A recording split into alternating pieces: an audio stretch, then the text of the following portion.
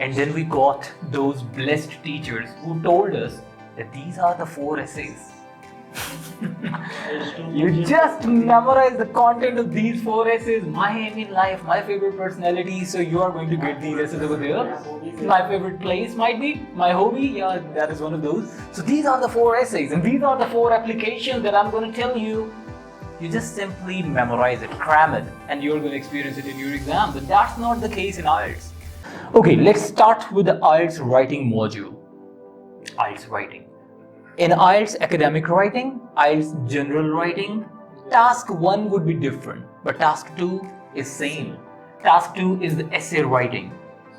And essay writing, the way we are trained for writing essays in our schools, colleges, was we used to memorize an essay, we used to cram it, and then we used to write it down.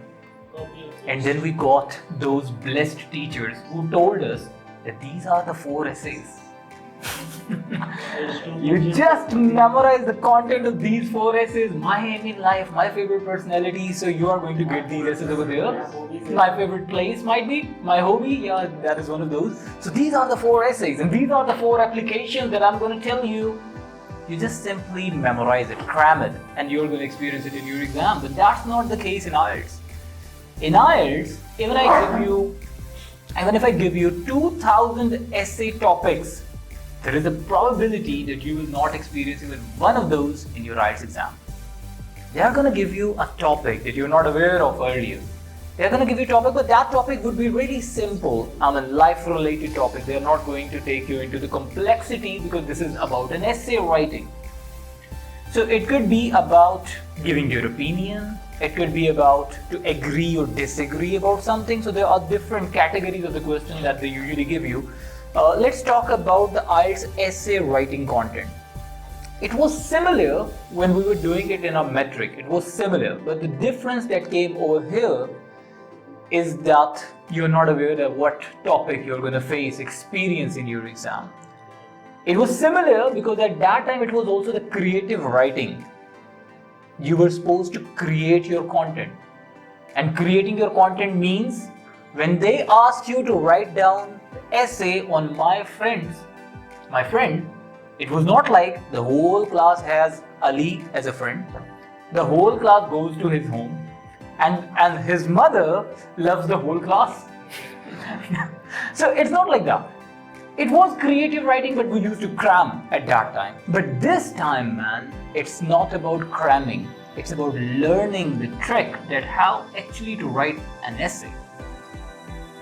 And they are going to focus on so many things. They will be assessing you on the basis of your grammar, your sentence structure, your tenses, your spelling, your punctuation, your coherence. There would be so many things they're going to assess you on. Punctuation is on the top of the list because over there we make most of the mistakes. Alright, now let's talk about the introduction part of your IELTS essay writing. If we are not talking about IELTS essay writing, then in introduction there are always 3 parts. Hook statement, background statement, and thesis statement. Let me say it again.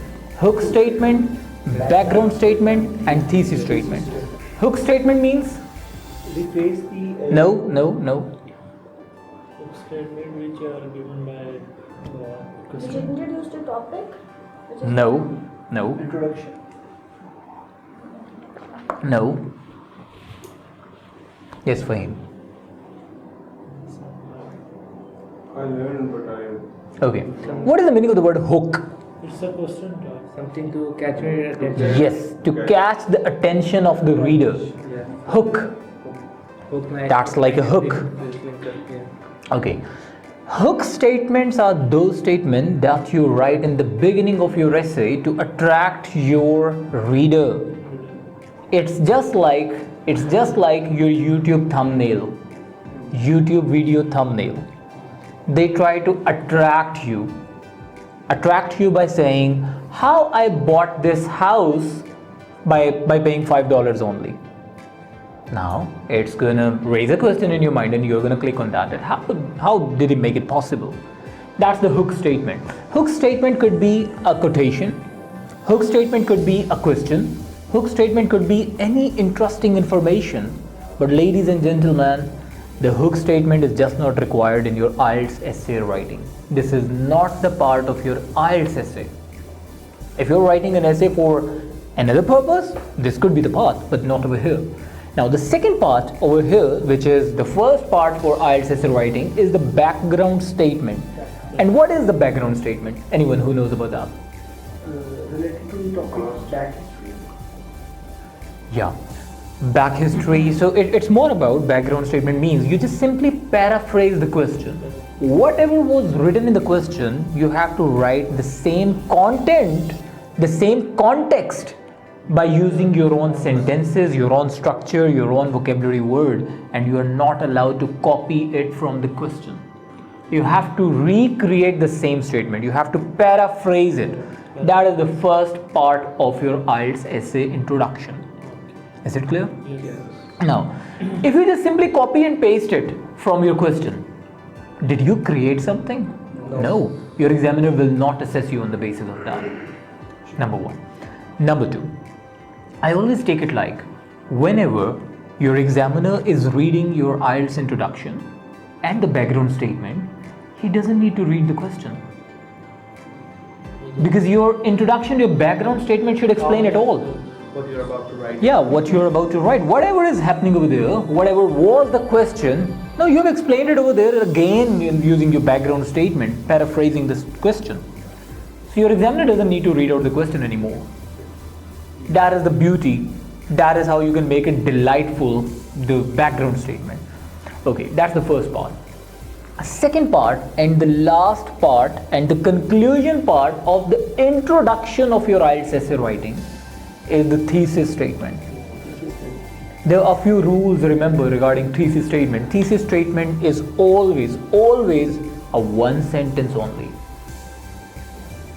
Two sentences can never be the thesis statement. It should be in one sentence only. But there could be compound sentence, there could be a complex sentence. Compound or complex sentence means you can add moreover, this thing, furthermore, this thing, and because. So now you have made a complex sentence. So you can do this, but you cannot put one full stop and then it continues. It's not possible. Now what is thesis statement? Thesis statement is one sentence that is going to define your whole essay in one sentence. Your thesis statement is going to explain your whole essay in one statement. That is the thesis statement. Which means, if they ask you, the question is related to, do you agree or disagree with the statement? And let's suppose you agree with the statement. So you can say, in this essay, I'm going to mention the points which will take you or which will lean us toward the positive side of this aspect.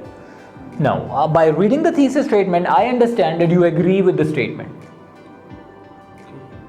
And that is the end of your introduction.